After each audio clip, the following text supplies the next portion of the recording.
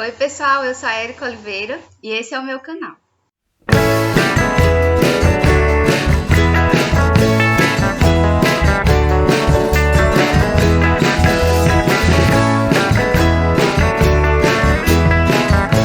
O vídeo de hoje vai ser sobre ligações químicas. Lembrando que existem dois tipos de ligações químicas, que são as intermoleculares e as intramoleculares. As intermoleculares, são entre as moléculas, mas o foco da aula de hoje é entre os átomos que constituem as moléculas e os compostos, tá certo? E as ligações químicas acontecem exatamente porque todos os átomos procuram alcançar uma estabilidade.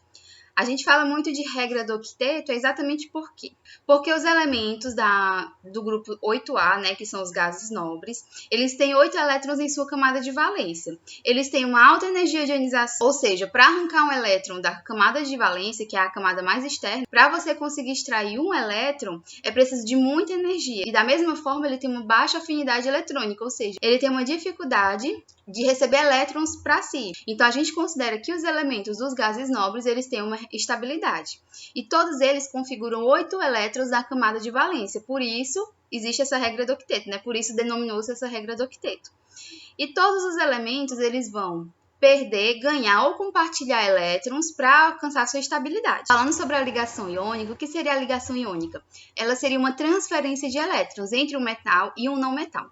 Vocês lembram daquela aula de tabela periódica? Só olhando a tabela periódica, a gente já consegue determinar quais elementos que têm maior facilidade de formar compostos iônicos entre si, Por exemplo, na família 1A, família 2A, eles têm 1 ou 2 elétrons na camada de valência e eles têm, como eu falei para vocês, eles têm uma baixa energia de ionização, ou seja, é muito fácil para eles perder elétrons para formar um composto mais estável.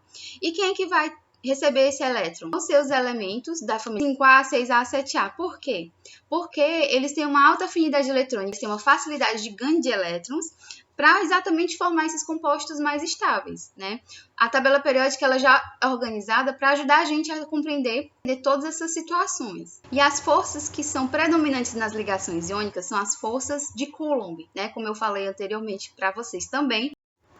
E as forças que são predominantes nas ligações iônicas são as forças de Coulomb, Como eu falei anteriormente para vocês também, são forças de atração e repulsão de cargas opostas ou cargas de mesmo sinal, Lembrando, as cargas opostas têm atração entre si e cargas de mesmo sinal têm repulsão, De acordo com a lei de Coulomb. E a gente tem sempre que ter em mente que as propriedades dos materiais, a propriedade dos compostos, vai depender do tipo de ligação que elas têm entre si. No caso dos compostos iônicos, eles apresentam elevado ponto de fusão e elevado ponto de ebulição, São duros e frágeis, são isolantes eletricamente e termicamente, e eles são eletrólitos. O que seria um eletrólito? Se ele for dissolvido em água, ele vai conseguir conduzir corrente elétrica. E aí, pessoal, a gente também tem a ligação covalente. O que seria a ligação covalente? Seria o compartilhamento de elétrons entre átomos. Costumam acontecer com os ametais, E elas são compartilhamentos, pode ser de compartilhamento de um elétron, de um par de elétrons, de 2 pares de elétrons e até mesmo de 3 pares de elétrons, Os elétrons vão pertencer a ambos os átomos quando eles estão na ligação e também é de acordo com a configuração eletrônica do elemento. Eles têm um ponto de fusão e de ebulição inferiores aos compostos iônicos, eles não conduzem corrente elétrica, ou seja, eles não são eletrólitos e eles são sólidos quebradiços. Essas são as propriedades dos compostos covalentes. Então, no vídeo sobre a tabela periódica e das propriedades periódicas, eu falei para vocês que a polaridade das ligações é um fenômeno que a gente pode observar na tabela periódica, porém não é uma propriedade periódica, É uma propriedade das ligações. E o que é isso? Por exemplo, se você tem dois elementos que estão compartilhando átomos numa ligação covalente, São os mesmos elementos, são dois átomos de flúor. Eles vão ter a mesma eletronegatividade porque eles são iguais. Já quando você coloca um hidrogênio e um átomo de hidrogênio e um átomo de flúor compartilhando elétrons, que formam o ácido fluorídrico, o par de elétrons vai ser compartilhado de forma desigual por conta dessa eletronegatividade. E o resultado é uma ligação covalente polar. Esse átomo de flúor, ele vai atrair mais fortemente esses elétrons do átomo de hidrogênio. E polaridade é exatamente isso. Ela é uma característica de um átomo que tem facilidade de receber a carga eletrônica para si. Ele tem facilidade de puxar os elétrons para si, de atrair os elétrons para si. Vou colocar aqui uma imagem para vocês verem como é essa tendência de acordo com a tabela periódica, né? Ela aumenta da esquerda para a direita ao longo de um período e diminui grupo abaixo.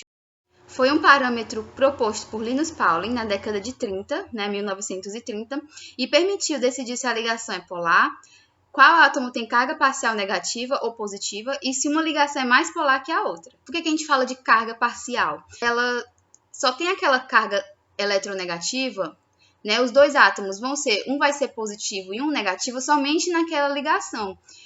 Fora daquela ligação, né, fora daquele composto, ele não vai apresentar a mesma eletronegatividade, com a mesma magnitude, por isso que a gente chama de carga parcial. Basta a gente saber, né, que se você tiver uma ligação covalente de dois átomos iguais, né, você não vai ter uma diferença de polaridade, aquilo ali vai ser uma ligação apolar, né? Se você tiver átomos diferentes numa mesma ligação, a ligação vai ser polar, porque ela vai ter uma diferença de polaridade. Um dos átomos vai ser mais polar que o outro, ou seja, um dos átomos vai ter uma maior capacidade de atrair elétrons para si. E a ligação metálica vai ser uma ligação desorientada, né? A gente fala muito sobre o modelo de mar de elétrons quando vai se referir à ligação metálica, porque os cátions vão permanecer em um arranjo regular e vão estar cercados por um mar de elétrons. E vai ter uma grande movimentação eletrônica, vai ter uma boa condutividade térmica e elétrica também, uma alta maleabilidade e ductibilidade.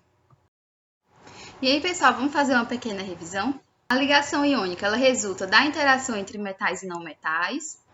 Os metais têm tendência para formar cátions e os não metais têm tendência para formar ânions. E sempre que um elemento que necessite doar elétrons para se estabilizar se unir a outro que necessite de receber esses elétrons, a união se dará por ligação iônica.